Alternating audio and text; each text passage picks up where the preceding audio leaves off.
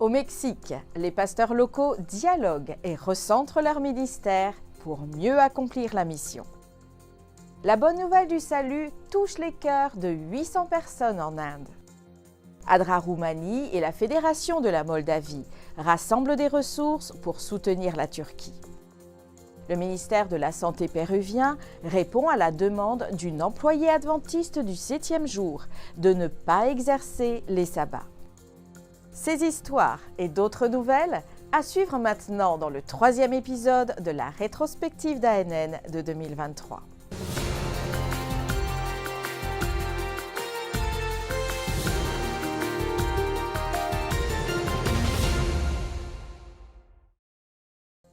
Les pasteurs de l'Église adventiste de toute la région sud-est du Mexique se sont réunis lors d'une première retraite pastorale au camp El Trébol de l'église de Tecax. Cet événement de 4 jours a favorisé des temps de dialogue où 196 pasteurs de districts locaux ont partagé leurs expériences, étudié la Bible et se sont concentrés sur l'accomplissement de la mission de partager l'Évangile de manière plus efficace dans leur congrégation. Redefinir mi ministerio. Redéfinir mon ministère signifie réaffirmer ce que le Seigneur m'a donné jusqu'à aujourd'hui, à savoir une merveilleuse vocation, où je dois apprendre à aimer le corps du Christ qui est son Église, apprendre à être patient avec chaque membre et à me sentir partie prenante dans l'accomplissement de la mission. Nous espérons que la fin sera pour bientôt. Réorienter mon ministère, c'est apprendre à aimer l'Église du Christ. Aprender a amar a la Iglesia de Cristo.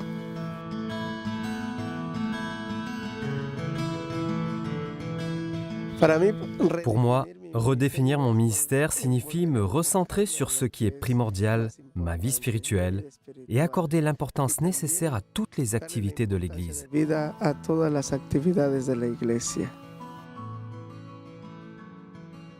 Cet événement a été une bénédiction pour moi. Et je pense que le retour sur le terrain, à l'Église, permet de redéfinir les choses et donc les services que je vais rendre au Seigneur. Dieu veut que chacun de nous puisse également s'engager envers lui et le sert avec passion pour amener des âmes à Jésus-Christ.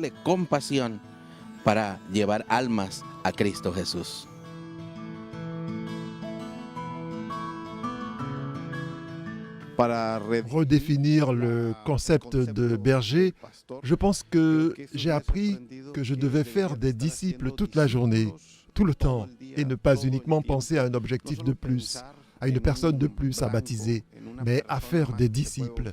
C'est le commandement que Jésus nous a donné. Cette retraite spirituelle m'amène à redéfinir la notion de ministère pastoral et à reconnaître le besoin urgent d'une croissance spirituelle plus profonde en tant que berger et de la présence de l'Esprit Saint en cette fin des temps.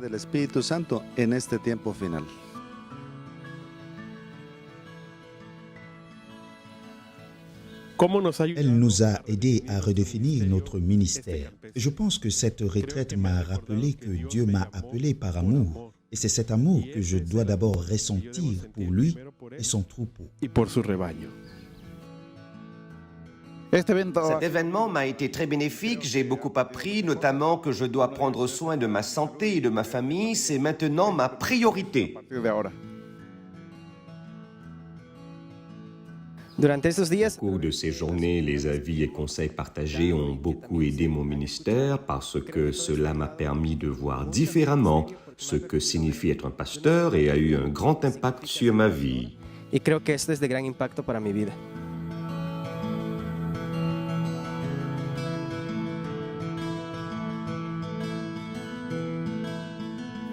Aujourd'hui, plus que jamais, je suis convaincu que j'ai été appelé par Dieu pour accomplir une mission de manière holistique pour la gloire de son nom.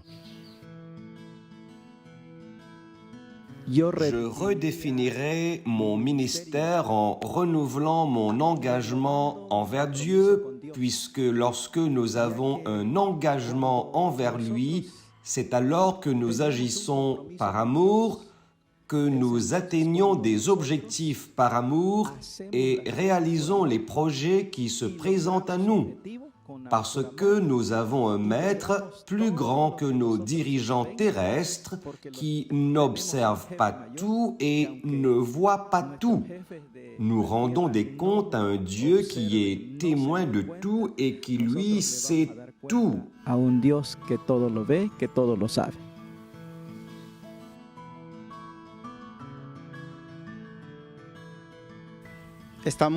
Nous avons assisté à plusieurs réunions et des sessions durant lesquelles nous avons obtenu des outils, des éléments qui, nous l'espérons, pourront être utilisés pour mieux servir notre Église. Ce soir, nous espérons toujours que les participants auront une meilleure compréhension de notre ministère.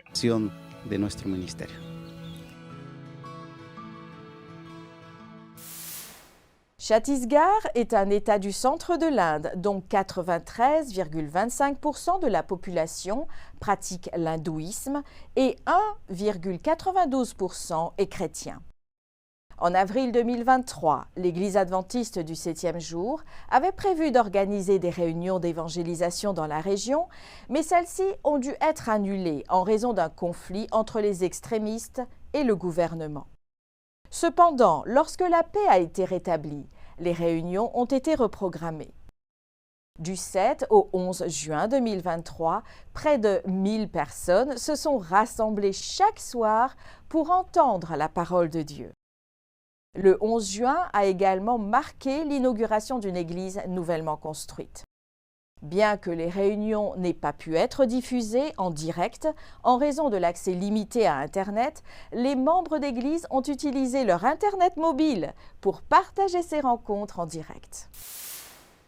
Le ministère de la Santé du Pérou répond à la demande d'une travailleuse adventiste de ne pas exercer le samedi. Écoutez l'histoire de foi de Sandra Pardo. Voici l'histoire de Sandra Pardo Tenorio, psychologue adventiste. Sa foi a été éprouvée pendant ses études dans une université non adventiste et dans sa profession au Pérou, mais Dieu a toujours été à ses côtés. Pour le remercier, elle s'est engagée en 2018 comme volontaire dans le projet Une année en mission au Brésil. En 2019, elle a postulé pour un travail au sein du ministère de la Santé du Pérou, où elle a été acceptée. Mais l'entretien d'embauche a eu lieu un samedi. Je n'avais pas réalisé que c'était le samedi. Le samedi soir, j'ai consulté l'appel à candidature et il disait que des personnes avaient déjà passé un entretien samedi et mon nom y figurait, sans passer d'entretien. Le lundi de la même semaine, ils ont envoyé un communiqué indiquant que les entretiens reprenaient. J'étais à Trujillo et j'ai dû voyager parce que les entretiens se déroulaient en personne, à Lima. Sandra a commencé à travailler en 2020 et à cause de la pandémie, elle a dû choisir 3 jours pour se rendre au centre de santé. Son collègue a choisi mardi, jeudi et samedi et Sandra lundi, mercredi et vendredi. Voilà comment ça s'est passé. J'ai commencé le travail ainsi et pendant près de 2 ans, nous avons suivi cet emploi du temps. Mais l'année dernière, vers août-septembre 2022, ma collègue a demandé que cela soit modifié et en toute objectivité, elle avait raison. C'était juste qu'elle puisse bénéficier d'un changement d'horaire le samedi.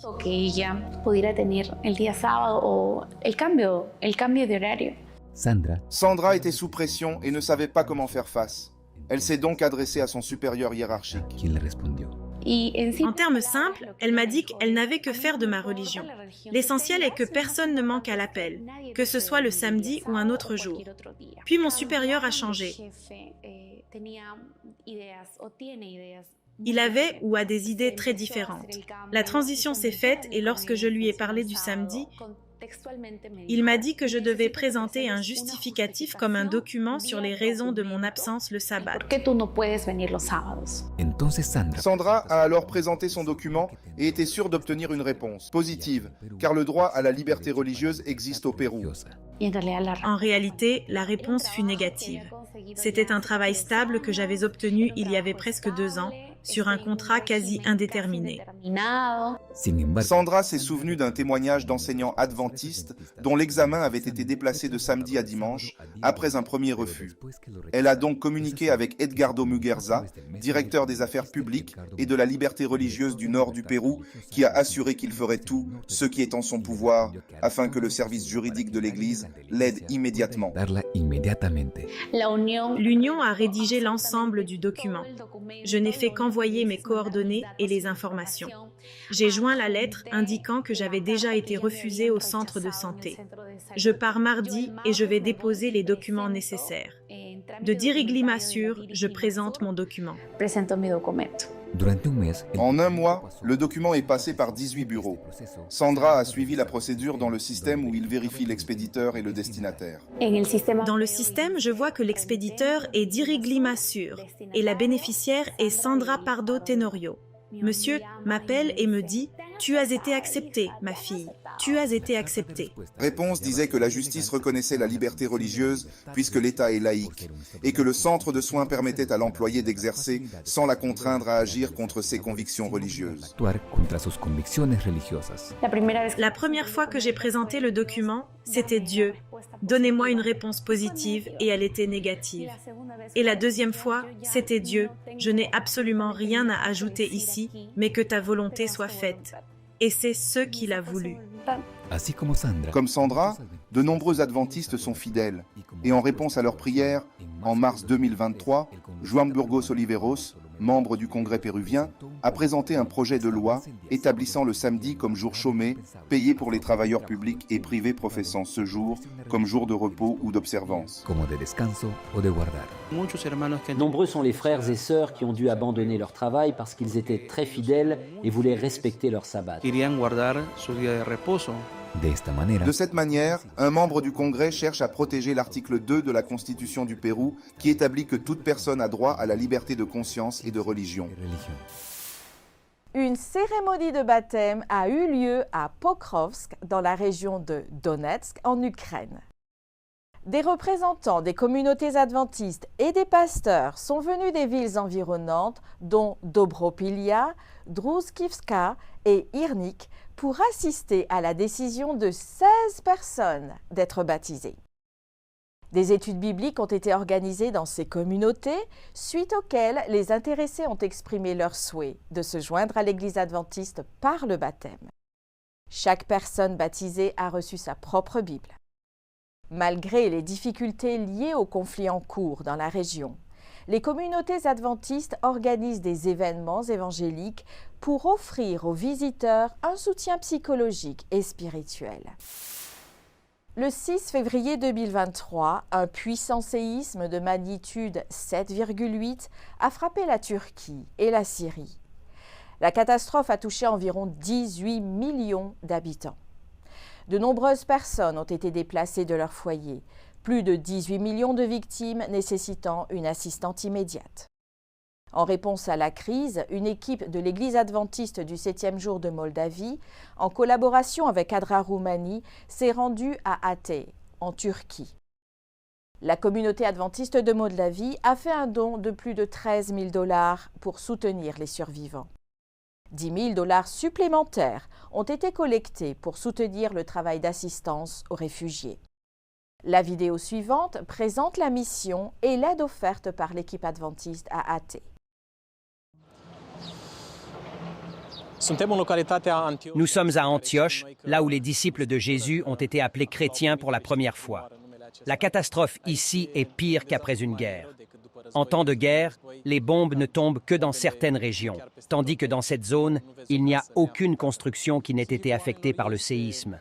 Les gens sont choqués et essaient de comprendre et d'assimiler ces émotions de perte et de douleur. De nombreux réfugiés font encore preuve d'hospitalité. Durant nos visites, ils nous ont offert du thé et des repas simples. Bien que leur famille soit touchée par la perte de leurs proches et qu'ils aient tout perdu soudainement, ils essaient de survivre en restant unis et en gardant leur foi en Dieu.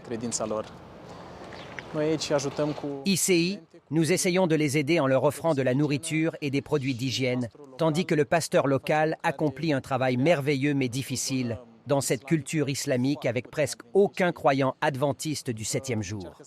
Il fait de son mieux pour aider autant de personnes que possible, en restant en contact avec eux et en partageant la bonne nouvelle de la foi chrétienne dans le retour de Jésus. Nous sommes en Turquie depuis environ 2 jours. Nous sommes arrivés à Hatay hier soir et nous pouvions déjà voir que les quartiers aux alentours ont été complètement détruits. Tout.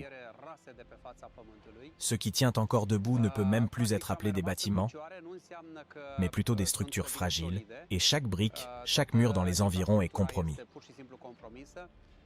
Il n'est plus possible de vivre en sécurité dans ces bâtiments, et les autorités vont démolir plus tard ce qui est encore debout. Tôt le matin, nous avons essayé de livrer des articles aux personnes qui ont perdu leur foyer, et nous avons pu rencontrer des familles affligées, brisées par la douleur et le chagrin des êtres perdus, et des enfants sans parents. Que Dieu nous donne un état d'esprit sain, afin que nous puissions comprendre que de tels signes ont un message particulier. Que Dieu vous bénisse, vous qui avez apporté de l'aide aux nécessiteux. Que Dieu vous bénisse, vous qui serez appelés par le Saint-Esprit à vous engager dans cette mission dans un proche avenir.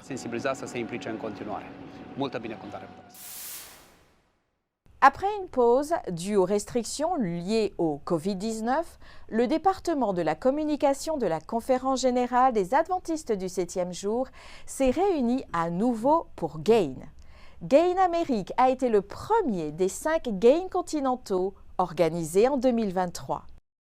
Cette rencontre s'est déroulée du 7 au 11 juin de cette année au siège de la division nord-américaine à Columbia, dans le Maryland, aux États-Unis. Nous sommes au siège de la division nord-américaine où pendant 4 jours, les dirigeants des 3 Amériques se sont retrouvés pour échanger des informations et de nouvelles idées pour améliorer la diffusion de l'Évangile. Plus de 100 communicateurs des régions nord-américaines, interaméricaines et sud-américaines ont assisté à l'événement, ainsi que d'autres venus de la région nord-asiatique du Pacifique. Grâce à des formations significatives, des panels de discussion et des sessions de travail, CS Rencontres ont permis d'équiper et de rendre autonomes les communicateurs pour la mission et l'évangélisation. Cette année, GAIN Americas a accueilli plus de 15 orateurs qui ont présenté divers sujets tels que la production de contenu, la vidéographie et la photographie, les actualités, le podcasting, le jeu, la technologie, l'innovation et l'intelligence artificielle. Rapport des départements de la communication du monde entier montrant comment plusieurs divisions de l'Église adventiste utilisent les médias et les moyens numériques pour partager l'Évangile avec le monde. Selon les dirigeants de la communication de l'Église adventiste mondiale, GAIN cherche également à augmenter le niveau de collaboration entre les communicateurs adventistes du monde entier. Le 10 juin 2023, GAIN a organisé un service de culte spécial. Pendant son sermon, le pasteur Billy Biaggi, vice-président général du siège de la Conférence générale, a souligné l'importance de la communication pour la mission. Il a rappelé aux participants la devise du 160e anniversaire de l'Église adventiste, « Choisis pour la mission », et a déclaré « Nous avons été appelés à utiliser la technologie que Dieu nous a donnée pour témoigner au monde ». Les dirigeants de la communication de la Conférence générale adventiste et ceux des divisions présents ont également conduit les participants dans un service de lavement des pieds et de Sainte Seine, durant lequel les participants ont reconsacré à Dieu leurs talents, leurs efforts et leur vision pour la mission et le discipleship. Cet événement a marqué la première conférence GAIN en personne depuis le début de la pandémie de Covid. Depuis près de 2 décennies, les conférences GAIN ont équipé les communicateurs avec des outils, des stratégies et des idées pour un ministère efficace au sein des communautés numériques. Pendant près de 2 décennies, les conférences GAIN ont permis d'équiper les communicateurs d'outils, de stratégies et d'idées pour un ministère efficace au sein des communautés numériques. Depuis sa création en 2004, GAIN s'est transformé en une plateforme mondiale de réseautage, de formation et de collaboration. Des représentants de 22 pays africains se sont réunis à l'université Babcock au Nigeria pour la conférence sur la foi et la science. Cet événement de 10 jours était axé sur la manière dont la foi et la science peuvent enrichir notre compréhension du monde. Dans le cadre de ces efforts pour équiper l'Église avec les connaissances nécessaires dans le domaine de la foi et de la science, la Conférence générale des adventistes du 7e jour, en collaboration avec la division du centre-ouest de l'Afrique, a organisé une réunion de 10 jours sur le thème de la foi et de la science à l'université Babcock au Nigeria. Cette conférence a réuni des experts dans les domaines de la foi et de la science, des sciences de la terre, de la biologie, de la géologie et de la théologie pour éclairer plus de 1600 participants venus des 22 pays de cette division. La directrice de l'éducation de la conférence générale, Dr. Lisa Beardsley Hardy, son homologue en charge de l'éducation, le Dr. Juvenal Balizassa et Dr. Ronnie Nallen de l'Institut de recherche en géosciences expliquent pourquoi cette conférence se tient maintenant. Cette conférence est d'un très haut niveau. Nous disposons des meilleurs experts, notamment des représentants de l'Institut de recherche en géosciences. L'une des différences de cette conférence est que nous avons aussi des exposés locaux qui permettent de comprendre la géologie locale, par exemple. Ainsi, les enseignants peuvent aussi faire référence à la géologie de la région. Cette conférence est d'un très haut niveau. Nous disposons des meilleurs experts, notamment des représentants de l'Institut de recherche en géosciences. L'une des différences de cette conférence est que nous avons aussi des exposés locaux qui permettent de comprendre la géologie locale, par exemple. Ainsi, les enseignants peuvent aussi faire référence à la géologie de la région. C'est un moment merveilleux pour nous d'être à Babcock pour cette conférence sur la foi et la science. Elle était longtemps attendue. Nous avions commencé à planifier cela en 2018, mais à cause de la Covid, elle n'a pas pu avoir lieu.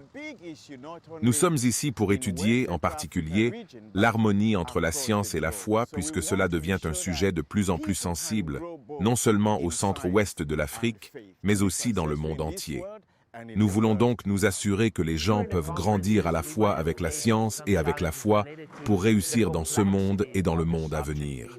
Au cours des conférences, nous avons peut-être été confrontés à certains défis en fonction de la complexité du sujet traité. Ce n'est pas simple. Cela nécessite des connaissances de base en sciences.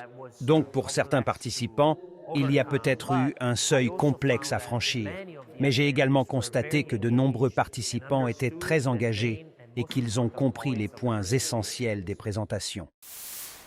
Dans l'école secondaire adventiste de Yaoundé, au Cameroun, une histoire remarquable se déroule alors que Kamo, un étudiant atteint d'une grave maladie cardiaque, trouve la guérison grâce à la foi et à la prière guidée par l'aumônier Yetna.